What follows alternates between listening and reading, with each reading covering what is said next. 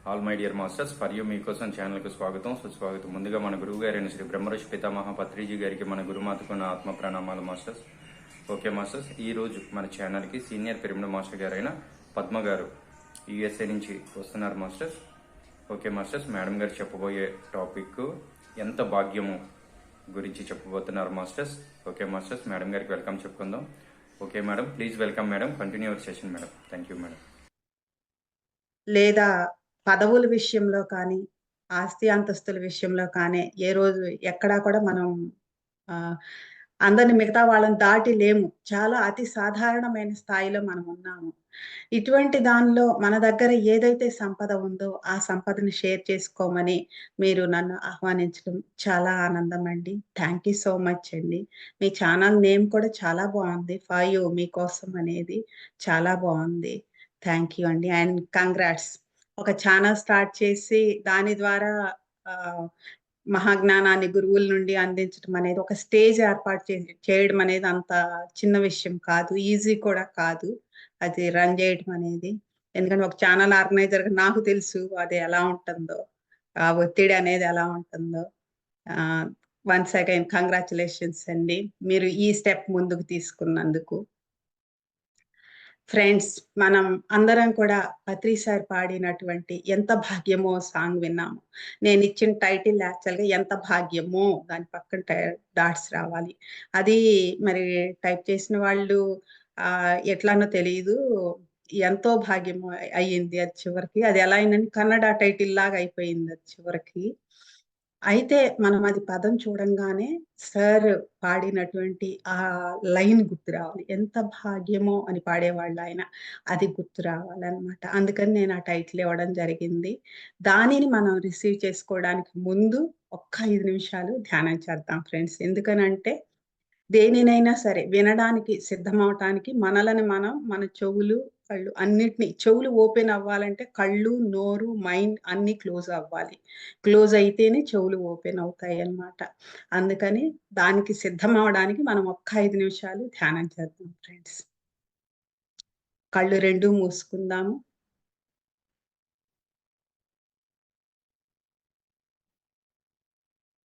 ఈ శరీరంలో నుండి ఎన్ని విధాలుగా అయితే మాట అనేది బయటకు వస్తుందో అన్నింటినీ కూడా క్లోజ్ చేసేద్దాం ఫ్రెండ్స్. చెవులు మాత్రమే పని చేయాలి.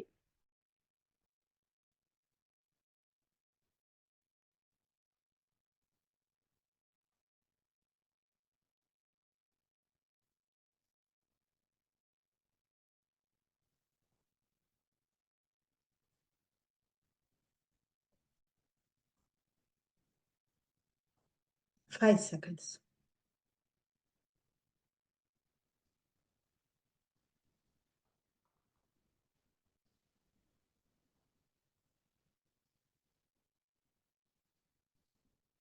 మెల్లగా చేతి వేళ్ళు 2 కళ్ళ మీద ఉంచుకుందాము.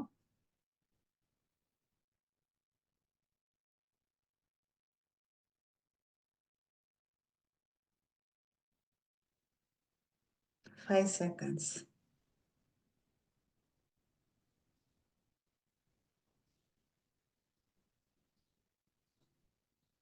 మెల్లగా చేతి వేళ్ళు 2 తీస్తూ కళ్ళు తెరుద్దాము.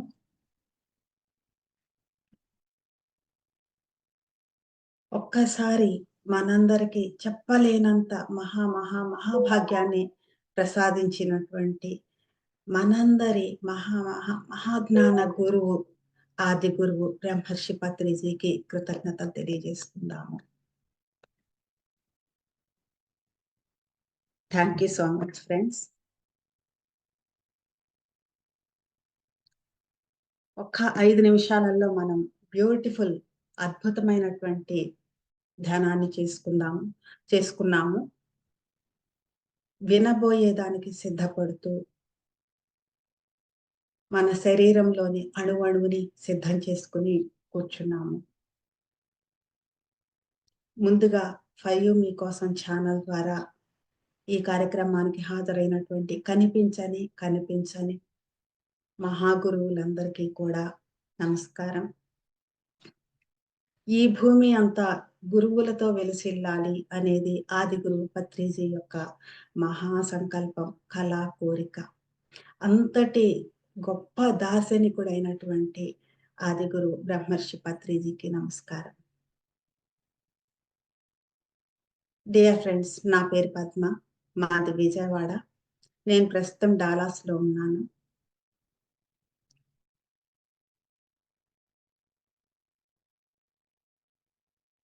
దాదాపు 30 సంవత్సరాల క్రితం పత్రి సార్‌ని నేను మొట్టమొదటిసారిగా చూడడం జరిగింది.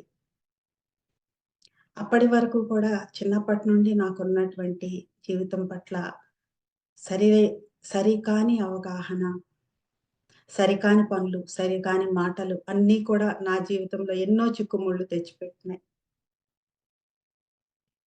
అప్పటి వరకు కూడా నేను ఎందుకొచ్చిన జీవితం ఇది? ఎందుకు ఈ కర్మంతా కూడా? ఎందుకిక్కడుండాలి? ఏం చెయ్యాలి? అనే దానితోనే ఎందుకొచ్చిన జీవితం రా బాబు! అని ఏడుస్తూనే గడిచిపోయింది. ఎప్పుడైతే నేను పత్రిజీ సమక్షంలో ధ్యానం చేశానో మొట్టమొదటిసారిగా, అక్కడి నుండి నాకర్థమైంది. చెప్పలేనంత ప్రశాంతత, చెప్పలేనంత ఆ స్థిరత్వం, ఆహ్, విశ్వాసం, నా మీద నాకు విశ్వాసం మొట్టమొదటి క్షణంలోనే నాకెప్పుడైతే లభించిందో, అప్పుడు నాకు అర్థమైంది. ఎటువంటి భాగ్యవంతమైన జీవితంలోకి నేను ప్రవేశించబోతున్నాను అనేది నాకు తెలియకుండానే తెలిసింది. పైకేమీ తెలీదు, కానీ లోపలంతా తెలిసిందనమాట.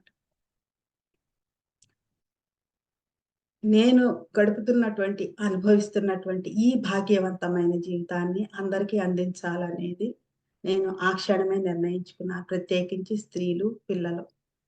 ఈరోజు నేను మీకు చెప్దామని ఉన్నప్పుడు మేడం నాకు కాల్ చేసి అడగంగానే నాకొచ్చిన టైటిల్ ఏంటంటే, టాపిక్ ఏంటంటే, ఎంత భాగ్యమో ఇప్పుడు పత్రి సార్ నోటి వెంట విన్నాము. ఎంత అద్భుతంగా పాడారాయన, ఎంత భాగ్యమో అని చెప్పేసి. అంత భాగ్యవంతమైన జీవితాన్ని మనం అనుభవించాలి అంటే, అంత భాగ్యంలోకి ఎంత భాగ్యమో అని మనకే అనిపించేలాగా మనం జీవించాలి అంటే, అందరిని అలా ఉంచాలి అంటే, మనకి మొట్టమొదటిగా కావాల్సిందేంటి అంటే, సరిచేసుకోవటం ఫ్రెండ్స్. ఎక్కడికక్కడ, ఎప్పటికప్పుడు అది ఎవరో చెప్పటం కాదు. మనకి మనమే అది అర్థమైపోయి మనం దాన్ని సరిచేసుకుంటా ఉన్నాము. ఇక్కడ పత్రి సార్ ఫస్ట్ నుండి కూడా ఏం చెప్పేవాళ్ళంటే, తప్పు, ఒప్పు, మంచి, చెడ్డ అనేవి లేవు. సరి అయిన పనులు, సరికాని పనులు ఉన్నాయి. సరి అయిన సమయం, సరికాని సమయం అనేది ఉంది. సమయానికి తగు మాటలాడినా అన్నారు. అంటే ఆ సమయానికి తగిన విధంగా ఎంత మాట్లాడాలో, ఎప్పుడు మాట్లాడాలో, ఎలా మాట్లాడాలో అలా మాట్లాడినప్పుడు అది సరైన విధంగా అవుతుంది. ఎప్పుడైతే ఈ అసందర్భంగా మాట్లాడుతున్నామో అది సరికాని విధంగా అవుతుంది.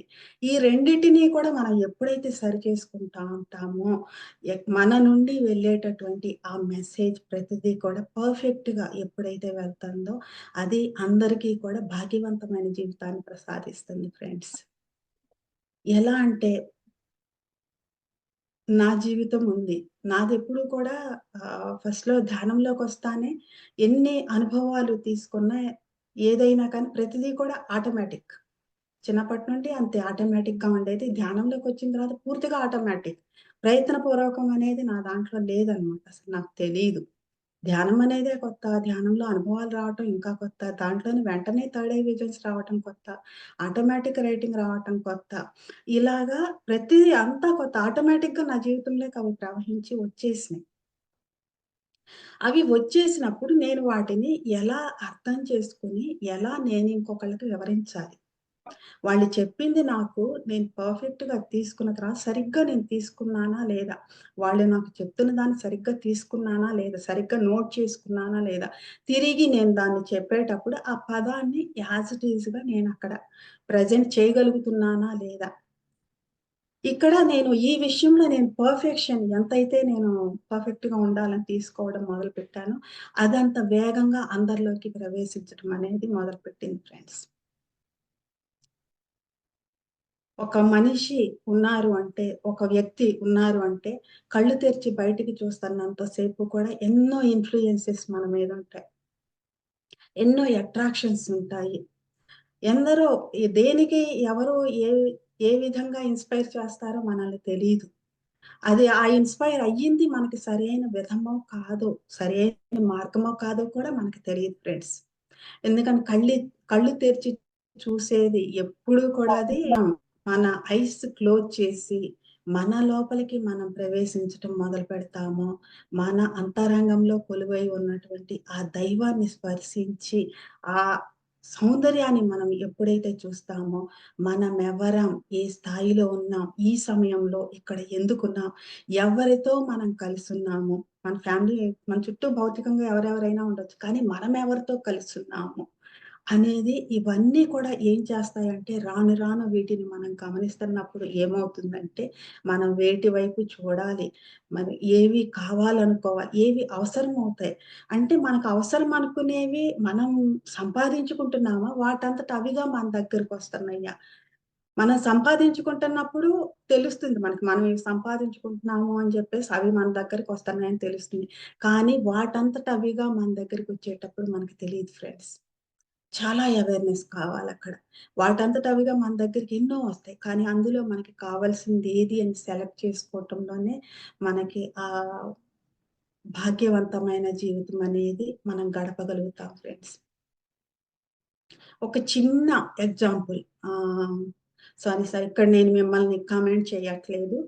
ఆహ్, నేను ఇచ్చిన కాన్సెప్ట్ ఎంత భాగ్యమో, కానీ అక్కడ ప్రింట్ అయ్యి నా దగ్గరికొచ్చిందేంటంటే ఎంతో భాగ్యం.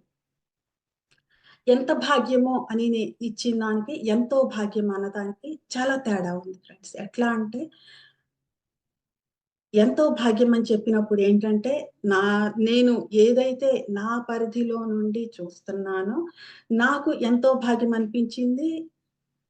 అక్కడ అంత అనంతంగా విస్తరించి ఉన్న దాంట్లో నేను ఇంత చూడగలుగుతున్నా అనుకోండి. ఎంతో భాగ్యమని నేను ఇంత మాత్రమే నేను ప్రెజెంట్ చేయగలుగుతాను. అదే ఎంత భాగ్యము అంటే, ఆ అనంతంగా నేను దర్శిస్తున్న దాన్ని మీరు అనంతంగా చూడండి. నేను వాళ్ళకింత ఇవ్వట్లేదు. మీరు అనంతంగా చూడండి. ఎంత భాగ్యమో ఆ దర్శించగలగటం. ఎంత భాగ్యమో ఆ రిసీవింగ్ అనేది, ఎంత భాగ్యమో ఆ ఆచరణ అనేది, ఎంత భాగ్యమో ఆచరించిన తర్వాత ఆ ఫలితాన్ని అందుకోవడం అనేది, ఎంత భాగ్యమో అనేది నాకు నేనుగా ఎలా అయితే నేను అనుభవించానో, అలాగే మీకు మీరుగా అనుభవించేది. ఆ అనంతత్వాన్ని దర్శించేదనమాట అది. అందుకే సార్ ఆ వర్డ్ యూజ్ చేసినప్పుడల్లా నాకదే కనిపిస్తది. ఎంత భాగ్యమో అని అంటున్నారంటే ఆయన అనంతత్వాన్ని చూపిస్తున్నారక్కడ. అది చూపిస్తున్నప్పుడు దానిని మనకి దర్శింపచేస్తున్నారు. ఆయన ఒక ముక్క తెచ్చి మన ముందుకు పెట్టట్లేదు. దర్శింపచేస్తున్నారనమాట. ఆ దర్శనాన్ని మనం అందుకోవాలి ఫ్రెండ్స్. అప్పుడు మనకు తెలుస్తుంది. ఎంత భాగ్యము అంటే, వావ్! అసలు ఎలా ఎలా ఉన్న ప్రపంచంలో మనం ఉన్నాము. ఎవరి దగ్గర ఉన్నాము? ఎవరితో మన సమూహం ఏంటి? మన సమూహం ఏం చేస్తుంది? అనుక్షణం ఆత్మ పట్ల ఎరుక కోసం నిరంతరం శ్రమిస్తోంది ఈ ప్రపంచంలో. కంటికి కనిపించే దాని మీద సర్వస్వం అందరూ సమస్త ప్రజానీకం ఆధారపడి ఉన్నటువంటి ఈ ప్రపంచంలో కంటికి కనిపించని దార్శనికతను ఏదైతే ఉందో అక్కడ దానిని అందరితోనూ దర్శింప చేయాలని విశ్వ ప్రయత్నం చేస్తున్న సమూహంలో ఉన్నాం మనం. ఇటువంటి సమూహంలో మనం ఉన్నప్పుడు అది ఎంత భాగ్యమో కదా మనకి. ఎంత పెద్ద మహాభాగ్యం మనకు లభించింది. దీనిని మనం నిరంతరం ఇంకా మన జీవితంలో ఒక రోజు 24 గంటల పాటు ఇక్కడ ఉంది అంటే, 24 గంటల్లోనూ మనం దీన్ని ఎంత సమయం వరకు ఈ విధంగా మనం గడపగలుగుతున్నాము. ఒక భౌతికంగా మనం చూసుకుంటే ధ్యానంలోకి రాకముందు ఒక చదువులు చదువుతున్నాము. ఎందుకు చదువుతున్నాం? మనం అది కష్టపడి చదువుతున్నాం. మనకది రావట్లేదు. వస్తుంది, రావట్లేదు. 2 రకాలుగా ఉంటుందక్కడ. వస్తుందన్నప్పుడు హ్యాపీగానే ఉంటుంది. రావట్లేదన్నప్పుడు అబ్బా! ఏంట్రా ఇది తల పట్టుకుంటాం. ఏంటిది? ఏం కర్మ? అర్థం కావట్లేదు. చెప్పేవాళ్ళు లేరు. ఎంత కష్టపడి చదివినా మార్కులు రావట్లేదు. ఎంత కష్టపడి చదివినా ఉద్యోగం రావట్లేదు. మంచి ఉద్యోగం రావట్లేదు. చుట్టూ ఉన్న వాళ్ళ నుండి ఎన్నో వ్యాఖ్యానాలు, ఎంతో హ్మ్, వాళ్ళ ఎక్స్‌ప్రెషన్స్ వాళ్ళ ప్రవర్తనలో ఎన్నో తేడాలు. ఏం కర్మ జీవితంరా బాబు! అనుకుని దాని నుంచి ఇటు టర్న్ అవ్వటం అనేది ఎలా ఉంటుంది ఫ్రెండ్స్? అదొక ఫేజ్. అది ఇది మీరు చూసుకోండి. పక్కన పెట్టి చూసుకోండి. ఇందులోకి వచ్చిన తర్వాత కూడా మనకి ఏమీ మారదు ఫ్రెండ్స్. మనం మనకి నడవాలి అంటే, కుటుంబం నడవాలి అంటే మనకు కావాలి. అన్నీ చెయ్యాలి మనం. అది చేయాలి, ఇది చేయాలి, అన్నీ చెయ్యాలి. కంప్లీట్ గా దీనిలో ఉండి చేసేటప్పుడు అదేలా ఉంటుంది ఆ జీవితం. ఎంత సుడిగుండంలా మనల్ని అనుక్షణం తిప్పేస్తా ఉంటుంది. దీనిని చూసి ఈ భాగ్యవంతమైన జీవితాన్ని చూసిన తర్వాత దీనిని దర్శించి దీనిని దృష్టిలో పెట్టుకొని చేస్తున్నప్పుడు ఇది ఎంత అద్భుతంగా అల్లుకుపోతుంది. ఈ మహాభాగ్యాన్నే మనం చూస్తాం ఫ్రెండ్స్, దర్శిస్తాము. నేను మొట్టమొదటి చదివిన పుస్తకం ధ్యానంలోకొచ్చిన తర్వాత తులసీదళం. తులసీదళంలో భగవద్గీత అంటే పత్రి సార్ ఇచ్చిన అర్థం నాకు తలదిరిగిందనమాట. భగవద్గీత అంటే అప్పటిదాకా నాకు తెలిసింది అనేక సంస్థల్లో నేనెప్పుడు అంతకుముందు చదవలేదు. రామాయణం, మహాభారతం, భగవద్గీత, అది భాగవతం ఇవేవి కూడా నేనెప్పుడు ఎటువంటి గ్రంథాలు కూడా నేను చదవలేదు. డైరెక్ట్‌గా ధ్యానంలోకొచ్చిన తర్వాత సార్ ఇచ్చిన తులసీదళమే నేను చదివాను. అంతకుముందు ఈ నావెల్స్ చదివేదాన్ని. 'చతుర', 'విపుల' నావెల్స్ ఇవన్నీ చదివేదాన్ని. అంతేగాని వాటి పట్ల నాకు ఇంట్రెస్ట్ ఉండేది కాదు. కానీ 'తులసీ దళం' అనేది నేను ఎప్పుడైతే చదివానో అందులో సార్ భగవద్గీత గురించి రాసింది. భగవద్గీత అంటే ఒక భాగ్యవంతుడు అందరి కోసం గీసినటువంటి గీత రేఖ. ఈ మార్గంలో ప్రయాణించండి. ఇలా ప్రయాణిస్తే మీరు చివరి వరకు మీ గమ్యాన్ని, మీ లక్ష్యాన్ని మీరు చేరుకుంటారు అనేది ఒక భగవంతుడు, ఒక భాగ్యవంతుడు తన వెనక నడుస్తున్న వారి కోసం గీసిన గీతే, రేఖే భగవద్గీత అని చెప్పారు. ఎంత అద్భుతమైన అర్థం అది. ఒక భగవద్గీతని ఒక పుస్తకం చేతిలో పట్టుకొని టీకా తాత్పర్యంతో సహా ముందు నుండి వెనక్కి, వెనక నుండి ముందుకి మనం ఇలా చదవటానికి కంఠోపాఠం ఎక్కడ కూర్చుని నిద్రలో లేపి అడిగినా కూడా మేము భగవద్గీత శ్లోకాలు చెప్తామండి అని అంటారు. ఒక్క శ్లోకానికైనా అర్థం తెలుసా? ఎందుకు చెప్పారో తెలుసా? ఒక్క శ్లోకమైనా ఇంప్లిమెంట్ చేశారా ఎవరైనా కానీ? అంటే నో ఫ్రెండ్స్. పారాయణాలు చేసేవాళ్ళు ఎప్పుడు కూడా ఇంప్లిమెంట్ చేయలేరు.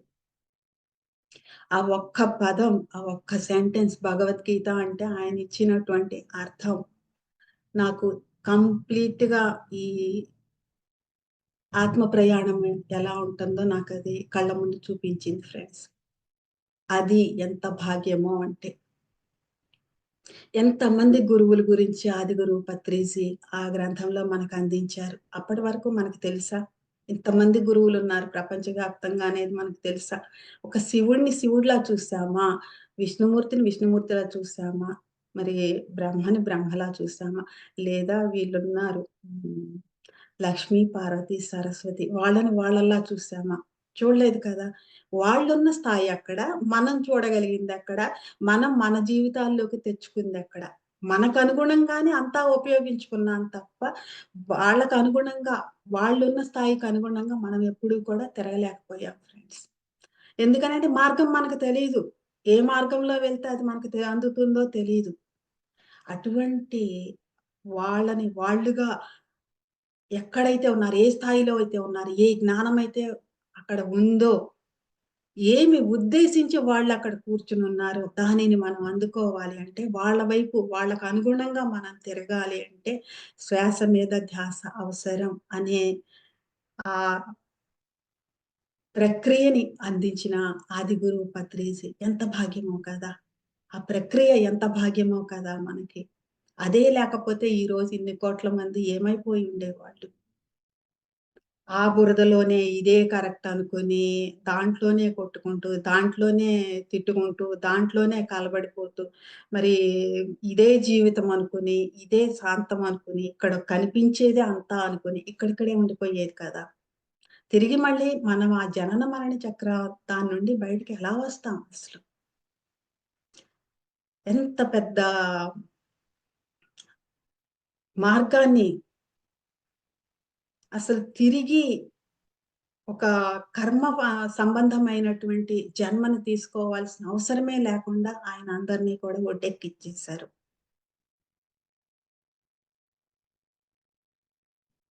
ఇది నాకు చాలా బాగా అర్థమైంది ఫ్రెండ్స్. పక్క వాళ్ళతో నేనెలా ఉండాలి? ఒక పక్క వాళ్ళు, ఇరుగింటి వాళ్ళు, పొరుగింటి వాళ్ళు మనతో కలిసి ఉన్నారంటే అది ఎటువంటి మహాభాగ్యం అది. ఒక జంతువు మనల్ని చూడంగానే ప్రేమగా పరిగెత్తుకుంటూ మన దగ్గరికొచ్చిందంటే ఎంత మహాభాగ్యం అది. మనల్ని చూస్తే పారిపోకుండా మన దగ్గరికొచ్చిందంటే ఎలా ఉంటుంది? ఒక చెట్టు మనకి చల్లటి నీడనిస్తుందంటే, దాని మీద చెయ్యి ఇట్లా ఆనించి వేస్తే మనతో మాట్లాడటానికి సిద్ధపడుతుందంటే ఎంత భాగ్యం ఇది. ఇటువంటి ఎన్ని రకాల మహాభాగ్యాల్ని మనం ధ్యానం లేకపోవటం వల్ల మిస్ అయిపోయాం. ధ్యానంలోకి తిరిగిన తర్వాత ఎంత భాగ్యవంతమైన జీవితాన్ని మనం అనుభవిస్తున్నాం. ఈరోజు సతీష్ గారు ఎందుకు ఇక్కడ కూర్చున్నారు? సరిత గారు ఎందుకు ఇక్కడ కూర్చున్నారు? నేనెందుకు ఇక్కడ కూర్చున్నాను? ఇదెంత మహాభాగ్యం కదా! దాన్ని అందుకోవటానికే కదా మనం ఇక్కడ కూర్చుంది. వేరే వేరే పనుల కోసం, వేరే వేరే ఆలోచనల కోసం కాదు కదా!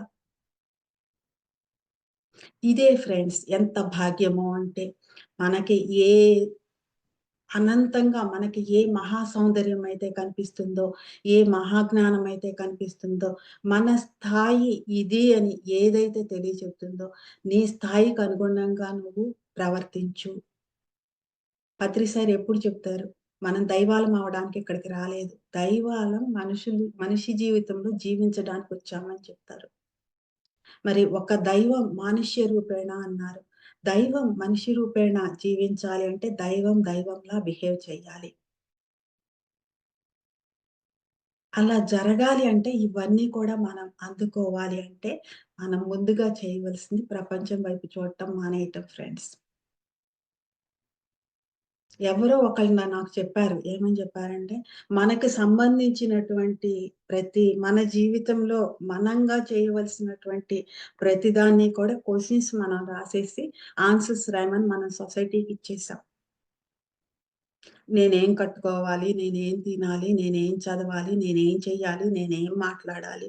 నేనెలా ఉండాలి?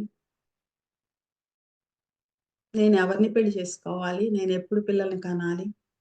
నేను అమ్మాయిని కనాలా? అబ్బాయిని కనాలా? వీళ్ళనెలా పెంచాలి? ప్రతిదీ ఏ టు జెడ్ అమ్మ కడుపులో నుండి బయటకొచ్చి కళ్ళు తెరిచిన దగ్గర నుండి కూడా తిరిగి కన్ను మూసే వరకు ఎన్నో వేల వేల క్వెషన్‌లు మనం రాసి ఆన్సర్‌లు రాయమని చెప్పేసి సొసైటీకి ఇచ్చేసాం.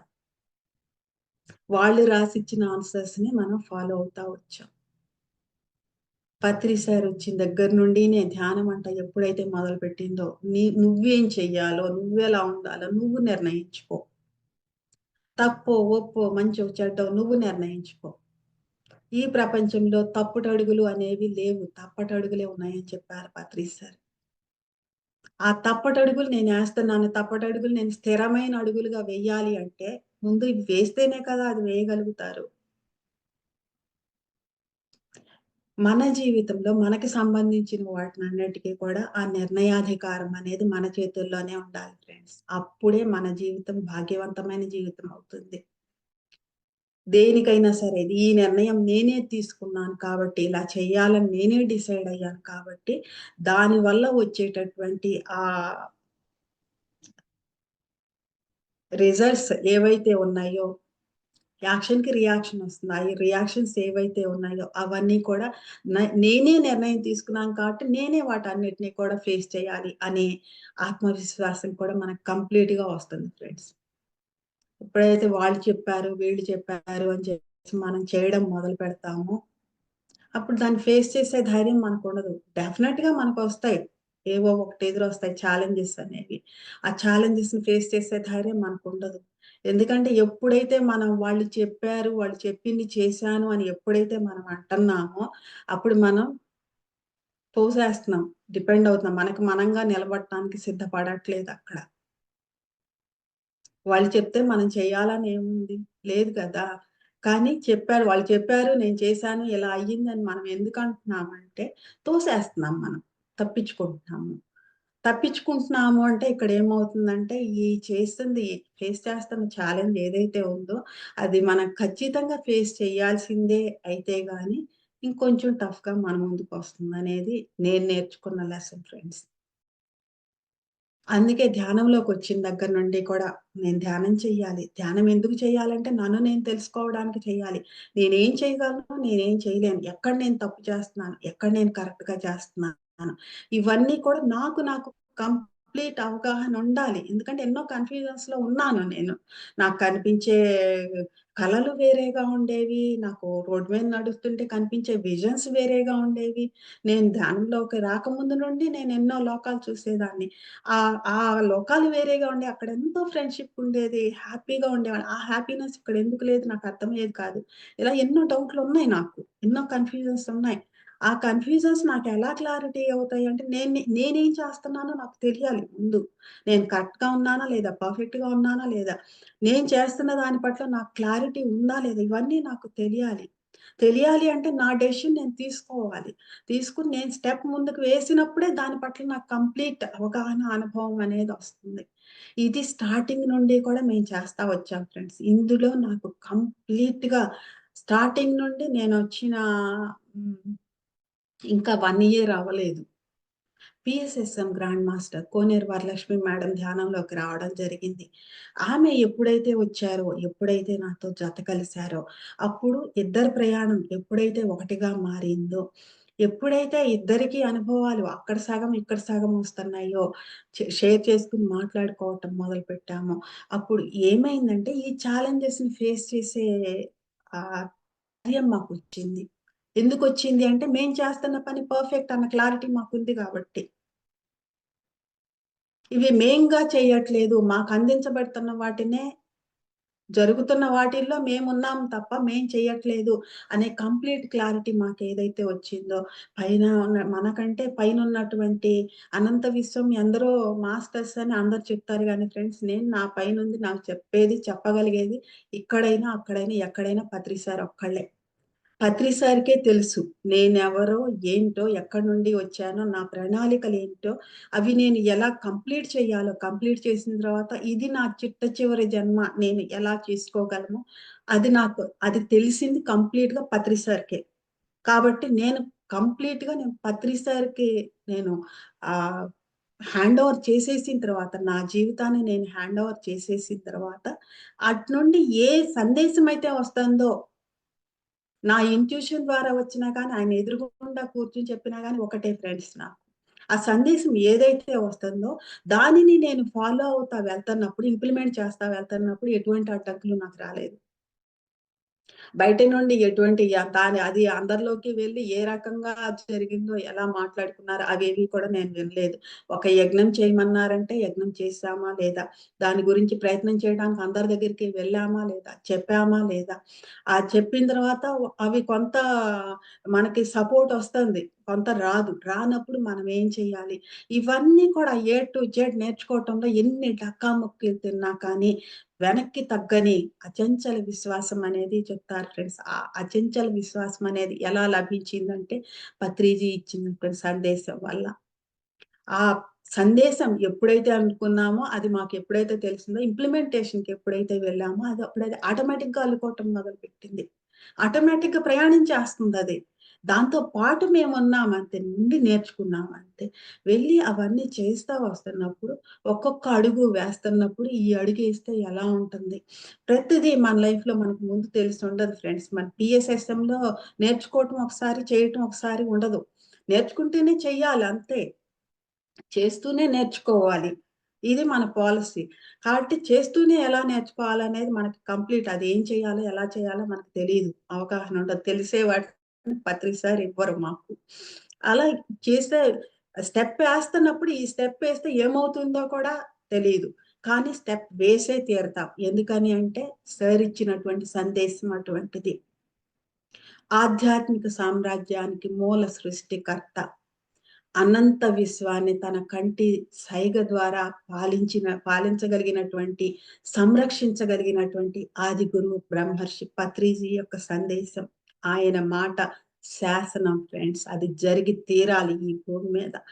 అది తప్ప ఇంకొకటి ఈ భూమిని నిలబెట్టే దిక్కు ఇంకొకటి లేదు ఫ్రెండ్స్. అది నా అనుభవం.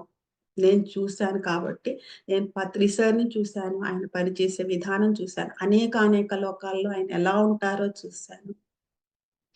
ఒక ప్రణాళిక మనకు అందించారు అంటే, ఆ ప్రణాళికకి కావాల్సినటువంటి వనరులన్నీ కూడా అన్నీ ఏర్పాటు చేశాక ఆయన మనకు ఆ సందేశాన్ని ఇస్తారనేది నా అనుభవం ఫ్రెండ్స్. మనం ఆ విషయంలో ఎటువంటి కలవరపడాల్సిన పని లేదు. ఇంత ఏమీ తెలియని వాళ్ళ చేతుల్లో ఆ రోజుల్లో యజ్ఞం చేయమని చెప్పేసి అప్పజెప్పారంటే ఆయన విశ్వాసం ఏంటి? అది మనం ప్రూవ్ చేసుకోవాలి. ఆయన చెప్పే దాని మీద క్లారిటీ ఉంది. ఆయన చెప్పిన దాని మీద ఆయన విశ్వాసం. ఎవరి మీద దేని మీద ఉండదు ఆయనకి. చెప్పేస్తారు. చెప్పేసిన తర్వాత దానిని మనం చేసి చూసి ఓహ్! సార్ ఇట్లా సందేశం ఇచ్చారు. ఇది ఇలా చేస్తున్నప్పుడు మనకి ఇన్ని అనుభవాలొస్తున్నాయి. ఫైనల్‌గా మనం దీన్ని కంప్లీట్ జేస్తున్నాము. కంప్లీట్ చేసేటప్పటికి ఒకటి మొదలుపెట్టి స్టార్ట్ చేసి ప్రయాణించి అక్కడ మనం దాన్ని కంప్లీట్ చేసేటప్పటికి ఈ సమయంలో మనం ఎన్ని అనుభవాలు పోగు చేసుకుంటున్నాం. అదెంత మహాభాగ్యమో కదా! ఎవరిస్తారు? ఎలా వస్తాయి మన దగ్గరికి? ఎవరు ఈ భూమి మీద కానీ, అనంత విశ్వంలో కానీ మనల్ని నమ్మి మనకు అప్పజెప్తారు. మన దగ్గర ఏముందని అప్పజెప్తారు. మన దగ్గర ఏముందో చూసింది, తెలిసింది పత్రిసారి ఒక్కళ్ళే. కాబట్టే ఆయన ఇవ్వగలుగుతారు మనకి. అందుకే నేను చెప్తున్నాను ఫ్రెండ్స్. ఇక్కడైనా, అక్కడైనా, ఎక్కడైనా ఈ భూమి మీద చిట్ట చివరి వ్యక్తిని కూడా చివరకంట చేర్చగలిగినటువంటి వారు ఆయన ఒక్కళ్ళే. ఇంకెవ్వరూ లేరు ఫ్రెండ్స్. అది నా అనుభవం.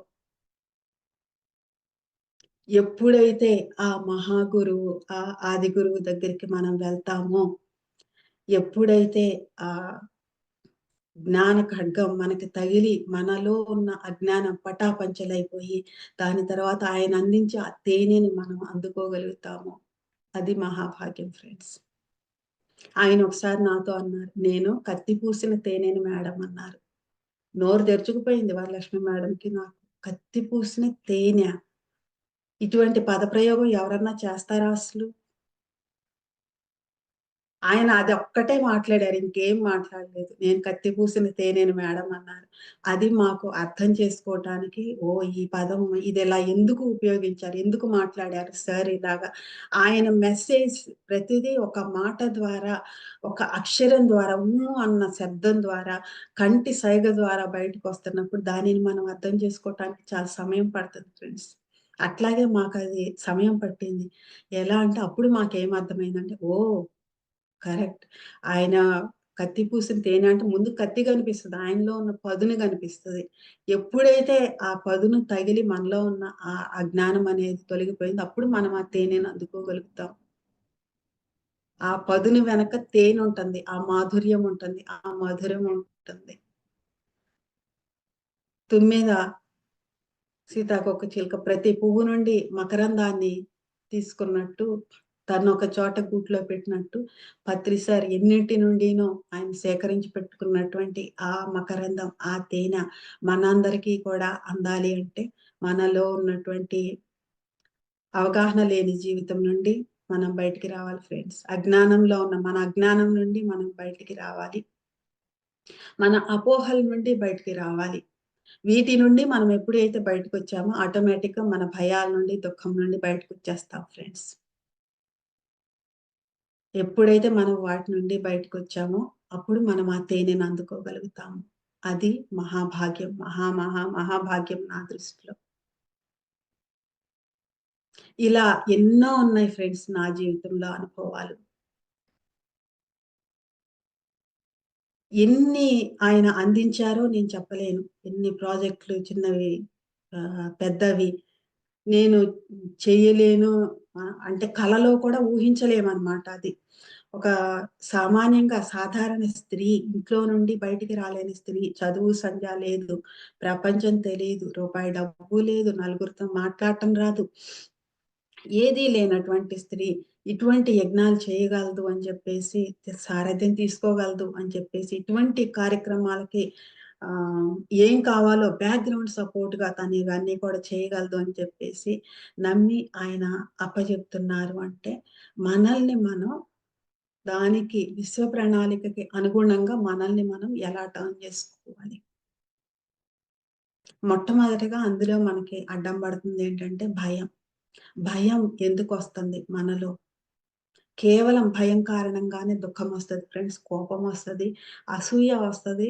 మనం మన కోసం మనం పోగు జేసుకోవాలన్న ఆ లోభితం అనేదొస్తది. ఇవన్నీ కూడా కేవలం భయం కారణంగానే వస్తాయి ఫ్రెండ్స్. ఒక సాధకుడికి 2 ప్రధానమైన శత్రువులు. ఒకటి భయం, ఇంకొకటి సోమరితనం అని చెప్పారు. సోమరితనం కూడా భయం కారణంగానే వస్తది ఫ్రెండ్స్. అందుకని ఈ భయం మనకి పోవాలి అంటే వీటన్నిటి నుండి కూడా మనం బయటపడాలి. బయటపడాలి అంటే ఎప్పుడైతే మనం ఈ శ్వాస మీద ధ్యాసను పెట్టామో, దీనిని మనకు అందించిన ఆయన్ని మనం దృష్టిలో ఉంచుకున్నామో, మనమెవరమో, ఎక్కడి నుండి వచ్చామో, ఈ స్థితిలో ఈ శ్వాస మీద ధ్యాసను పట్టుకుని మనం ప్రయాణించే స్థితిలో మనం ఈ భూమి మీద ఎందుకున్నామో, అనే దానిని మనం ప్రతి ఒక్క క్షణం దృష్టిలో పెట్టుకున్నామంటే, మన జీవితం మహాభాగ్యంగా గడిచిపోతది ఫ్రెండ్స్. తిరుగులేని విధంగా గడిచిపోతది. ఎన్ని ప్రణాళికలను ఆయన అందించినా గాని, అన్ని విభాగాల్లోనూ నేను పనిచేశాను ఫ్రెండ్స్. మరి ఒక వెజిటేరియనిజం గురించి చెప్పినా కానీ, పిరమిడ్ కన్‌స్ట్రక్షన్స్ గురించి చెప్పినా కానీ, అంటే పిరమిడ్స్ భూమి మీద ఎందుకు అనేది చెప్పినా కానీ, గ్రంథాలను ముద్రించటం. నేను స్వయంగా నాకాయన చెప్పారు. "మీ అనుభవాలు చిన్నప్పటి నుండి రాయాలి మేడం, గ్రంథస్థం చేయాలి. దాని పేరు త్రినేత్రం" అని పేరు పెట్టేసారు.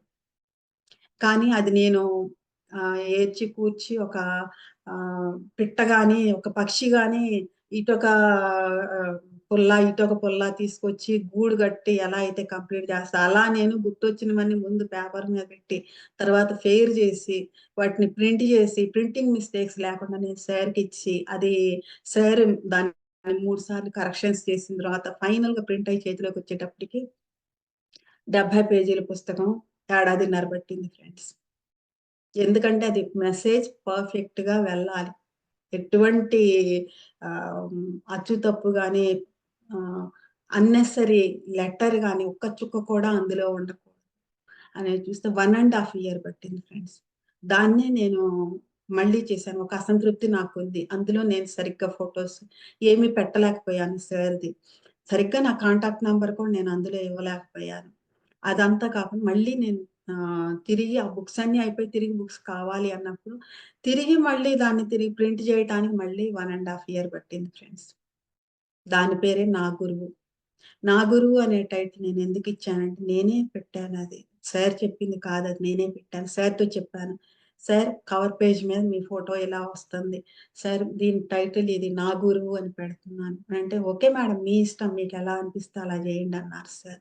నా గురువు అనేది నేనెందుకు పెట్టానంటే, అది చూసిన ప్రతిసారి కూడా ఇలా చెయ్యి పెట్టుకొని నా గురువు అని ప్రతి ఒక్కళ్ళకి అది అనిపించాలి అది చదువుతున్నప్పుడు. అనేది నాకనిపించింది. అందుకు ఆయన ప్రతి ఒక్కళ్ళ గురువు. ఎవ్వరెవరైతే ఈ భూమి మీద ఆయన చూడగలుగుతారో, మనుషులు మాత్రమే కాదు, చెట్లు గాని, సమస్త ప్రకృతి ఏదైతే ఉందో, ప్రకృతిలో నివసించే జీవులు ఏవైతే ఉన్నాయో, ఏదైనా సరే ఆయన చూడగలిగిన ప్రతి వాళ్ళు కూడా నా గురువు అనేది రావాలి ప్రతి ఒక్కళ్ళలో కూడా. అది అందుకని నేను ఆ పేరు, ఆ టైటిల్ పెట్టడం జరిగింది ఫ్రెండ్స్. ఇలా ప్రతి దాంట్లోనూ ఒక బుక్ ప్రింట్ చేస్తే అందులో ఎన్ని ఛాలెంజెస్ ఉంటాయో నాకు తెలుసు ఫ్రెండ్స్. ఒక యజ్ఞం చేస్తే ఎన్ని ఛాలెంజెస్ ఉంటాయో తెలుసు. ఒక పిరమిడ్ కన్‌స్ట్రక్షన్‌లో పిరమిడ్ కన్‌స్ట్రక్ట్ అవుతా ఎందుకు ఆగిపోతుంది అనేది కూడా తెలుసు ఫ్రెండ్స్. అక్కడ ఏం చెయ్యాలి? ఏం చేస్తే తిరిగి ఆ పిరమిడ్ నిర్మాణం ముందుకు కదులుతుంది అనేది కూడా తెలుసు. ఇవన్నీ కూడా చూసాం. ప్రతి దాంట్లో ఉండేటటువంటి ఆ ఛాలెంజెస్ అన్నీ కూడా నాకు తెలుసు ఫ్రెండ్స్. ఫైనల్‌గా నా చేతిలో పెట్టినటువంటి ఆహ్, అతి పెద్ద ఛాలెంజ్ ఏంటంటే Patriji meditation channel. Last time నేను పత్రి సార్‌ని కలవడానికి వెళ్ళినప్పుడు అక్కడ నాకు చెప్పారు. అంతా 5 మినిట్స్‌లో చెప్పారాయన. "మేడం మీరొక ఛానెల్ స్టార్ట్ చేయండి" అనేసి. అంటే నేను ఛానెల్ స్టార్ట్ చేయటమేంటి, నాకేం తెలుసని నేను స్టార్ట్ చేస్తాను. అసలు యూట్యూబ్ ఛానెల్ అంటే యూట్యూబ్ ఛానెల్ టెక్నికల్‌గా ఉండాలి. పైగా స్పిరిచ్యువల్ ఛానెల్. నాకంత మంచి ఒపీనియన్ కూడా లేదు యూట్యూబ్ ఛానెల్ అంటే. కానీ ఏం చేయాలి అని చెప్పేసి నేను ఒక్క క్షణం ఆలోచనలో పడినప్పుడు ఆయన ఒక మాట అన్నారు. "దీని మీద ముందు నేనేం జరిపించబోతున్నానో ముందు మీరే చూస్తారన్నారు." ఇంకంతే. నా ఆలోచన బందయిపోయిందక్కడ. నాకేం తెలుసో తెలీదో నాకు తెలీదు. ఆయన చెప్పారు ఇక్కడ జరగాలి అంతే. ఆది గురువు పత్రిజీ మాట, నా తండ్రి మాట, శాసనం జరిగి తీరాలంతే అనేది వచ్చి ఈలోపు హ్మ్. అక్కడ ఏమేం కాన్సెప్ట్స్ రావాలో కొన్ని అక్కడే ఆయన చెప్పేసారు. వచ్చిన తర్వాత అక్కడి నుండి వచ్చిన తర్వాత నేను అన్నీ చూసుకొని ఎలా స్టార్ట్ చేయాలి దీన్ని అని చెప్పేసి చూసుకొని ఇలా సార్ బాడీ వెయిట్ చేశారు. దాన్ని తట్టుకోవటం కష్టమైంది. అంతా చూసుకొని నేను దాన్ని జాన్ 6 రోజు అఫీషియల్‌గా లాంచ్ చేసాము. పత్రిజీ మెడిటేషన్ ఛానెల్‌ని. మధ్యాహ్నం మార్నింగ్ మెడిటేషన్, తర్వాత మధ్యాహ్నం వచ్చేసి విజ్డమ్ షేరింగ్, శ్రవణానందం అని మొట్టమొదటి స్టార్ట్ చేశాము. రాత్రిపూట స్వర సంబరం. అది ఎలా చెప్పారంటే, భూమి ఉన్నంత కాలం అది జరగాలి మేడం. Live music meditation. ఎందరో గాయని, గాయకులు అందులోకొచ్చి పాడి తమ సంగీతంతో అందరితో ధ్యానం చేయిస్తారు. ఇది భూమి ఉన్నంత కాలం జరగాలి మేడం అని చెప్పారు. ఇలా స్టార్ట్ చేశాం ఫ్రెండ్స్. ఇలా ఎన్నో సందేశాలను ఈ ఛానెల్‌కి సంబంధించి గాని, నేను నాకు నేనింకా ఏం చేయాలి? ఏం నేర్చుకోవాలని కానీ, నేను ఇంకొకళ్ళకి ఈ ఛానెల్ ఒకటి పెట్టుకొని ఇందులోనే నేను కూర్చోవటం కాదు. ఎవరికి ఏది కావాలన్నా కూడా ఒక ఛానెల్ నేనిక్కడ రన్ చేస్తున్నా గానీ, ఎందుకు చెయ్యాలి నేను? నాకు ఈ ఛానెల్ రన్ జేయటంలో నాకు కష్టం తెలిసుండాలి. ఒక యజ్ఞం జేయాలని అప్పజెప్తున్నా అంటే, యజ్ఞం చేయటంలో కష్టం తెలిసుండాలి. మరి నా చేతిలో డబ్బు లేవంటే, డబ్బు లేని కష్టం తెలిసుండాలి. ఎన్నో అడ్డంకులొస్తున్నాయంటే, అడ్డంకులొస్తున్నప్పుడు ఎలా దాన్ని దాటాలి అనే అనుభవం నాకుండాలి. అలాగే ప్రతి పనిలోనూ ఆ అనుభవం ఉండాలి. ఇది చేస్తున్నప్పుడు, ఫేస్ చేస్తున్నప్పుడు మనలో ఉన్నటువంటి ఆహ్, మనోభావాలు, ఆ బయటికి రాలేనితనం ఇదంతా ఎలా ఉంటుంది అనేది అనుభవం ఉండాలి ఫ్రెండ్స్. దీనంతటి కోసమే ఆయన అప్పజెప్పటం జరుగుతుంది.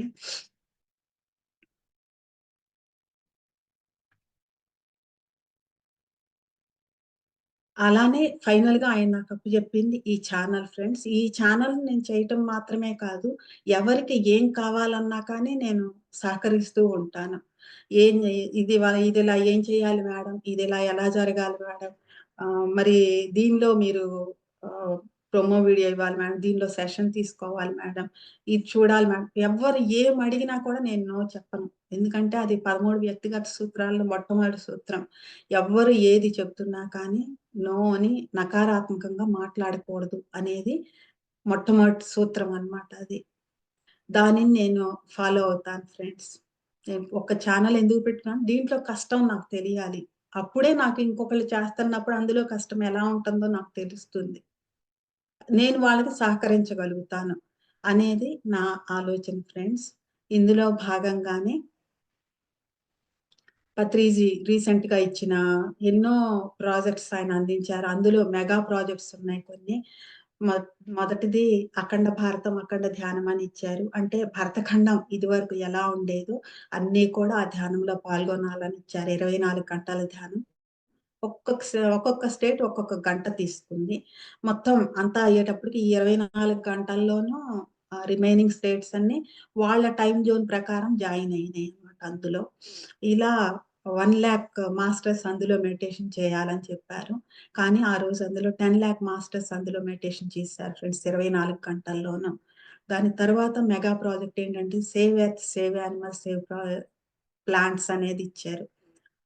దీంట్లో 60 కంట్రీస్ నుండి తీసుకోమన్నారు. కానీ అందులో 68 కంట్రీస్ పార్టిసిపేట్ చేసినాయి. ఈ 68 కంట్రీస్ కూడా ఏంటంటే మనం మహాభారతంలో చదివాము. ఆహ్, కృష్ణుడు రాయబారానికి వెళ్ళినప్పుడు ఏమడుగుతారంటే 5 ఊళ్ళివ్వు చాలు మిగతా రాజ్యమంతా నువ్వే ఉంచుకో అని అడుగుతారు. కానీ ఆ 5 ఊళ్ళు కూడా కీలకం అక్కడ. అవి లేకుండా మిగతా రాజ్యం ఉన్నా లేనట్టే. అలాగే ఈ 68 దేశాల్లో కూడా వీటిని మనం ఎప్పుడైతే పట్టుకున్నామో మిగతా భూమినంతా కూడా అవి హోల్డ్ చేస్తాయి. మెయిన్ ఇవన్నమాట. వీటిని నిలబెట్టుకుంటే చాలు. మిగతా వాటిని అవి హోల్డ్ చేస్తాయన్నమాట. ఇలాగా ఈ 68 దేశాలు ఇందులో పార్టిసిపేట్ చేయడం జరిగింది. 24 అవర్స్ అన్నమాట ఇది. ఎవ్రి కంట్రీ నుండి స్పీకర్ వచ్చిన వాళ్ళు వచ్చారు. 15 మినిట్స్ వాళ్ళు మెసేజ్ డెలివర్ చేశారు. మిగతా వాళ్ళు మెడిటేషన్ టైమ్‌లో జాయిన్ అయ్యారు.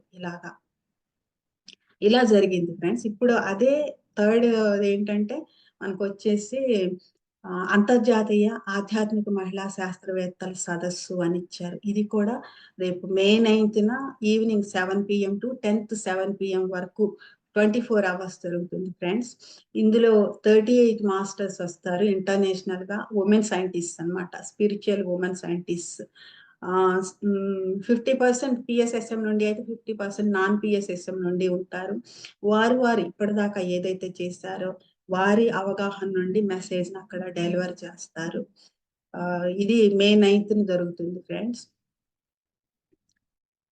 మరి ఈ కార్యక్రమంలో అందరూ కూడా పార్టిసిపేట్ చేయవలసిందిగా ఆదిగురువు పత్రిజీ మనకు అందించినటువంటి మహాభాగ్యవంతమైన జీవితాన్ని మనం ఎంత భాగ్యమో అనుకుని ఎన్నో ఛాలెంజెస్ ఉంటాయి ఫ్రెండ్స్. అంత ముందుకి ఇప్పటికి ధ్యానానికి ముందుకి ఇప్పటికి ఛాలెంజెస్ ఏవి మారవు. కానీ మనం మన అవగాహన పెంచుకుంటూ మనం అర్థం చేసుకునే విధానం, వాటిని రిసీవ్ చేసుకునే విధానం మారుతుంది ఫ్రెండ్స్. ఎప్పుడైతే రిసీవింగ్ కెపాసిటీ పెరిగిందో మనది భాగ్యవంతమైన జీవితంగా మారుతుంది. మన జీవితం వెనక వాళ్ళకి భగవద్గీతగా మారుతుంది ఫ్రెండ్స్. మరి దీంట్లో అందరినీ కూడా పార్టిసిపేట్ చేయవలసిందిగా, మీ అందరినీ కూడా ప్రోమో వీడియోస్ చేసి ఇవ్వవలసిందిగా నేను రిక్వెస్ట్ చేస్తున్నాను. నేను మేడంకి ఫ్లైయరు, శాంపిల్ ప్రోమో వీడియో పంపిస్తాను. దయచేసి అందరూ ప్రోమో వీడియోస్ చేసి ఇవ్వండి. ఎందుకంటే ఎవరైనా పిలవకపోతే పెళ్ళికే వెళ్ళం మనం. అటువంటిది పిలుపు లేకుండా మనం వచ్చినటువంటి లోకాల వాళ్ళు ఈ భూమి మీదకి రాలేరు ఫ్రెండ్స్. ఆ లోకాల నుండి మనలాగా ఇంకెంతమంది వచ్చారో వాళ్ళు కమ్యూనికేట్ చేస్తారు. కాబట్టి పిలుపు వెళ్ళడం అనేది ఇంపార్టెంట్ ఫ్రెండ్స్. మనం అక్కడ ప్రెజెంట్ అవ్వడం కోసం ప్రోమో వీడియోస్ చేయట్లేదు. మన లోకాల వాళ్ళకి పిలుపు వెళ్ళాలని చేస్తున్నా ఫ్రెండ్స్. దీన్ని దృష్టిలో పెట్టుకోండి. ఎవ్వరు మిమ్మల్ని ప్రోమో వీడియో అడిగినా సరే, ఇది పత్రిజీ నాకు చెప్పింది ఈ క్లారిటీ. కాబట్టి మరొక్కసారి ఈ స్టేజ్ మీదకి నాకు తెలిసిన దాన్ని పంచుకోమని ఆహ్వానించినందుకు సతీష్ గారికి, సరిత మేడంకి, ఇంత ఓపికగా వింటున్న మీ అందరికీ కూడా కృతజ్ఞతలు తెలియజేస్తూ, మనందరినీ ఏ గూటి పక్షులు ఆ గూటికే చేరతాయంటారు ఫ్రెండ్స్. మనందరినీ ఒకే గూటికి చేర్చినటువంటి అంత సత్తా, దమ్ము ఉన్నటువంటి ఆదిగురువు బ్రహ్మర్షి పత్రిజీకి ఎంతో కృతజ్ఞతలు తెలియజేస్తూ thank you so much friends. Okay madam, for you మీకోసం మన ఛానల్కి వచ్చి ఎంతో ఆత్మజ్ఞానం అందించారు masters. Thank you madam. Thank you.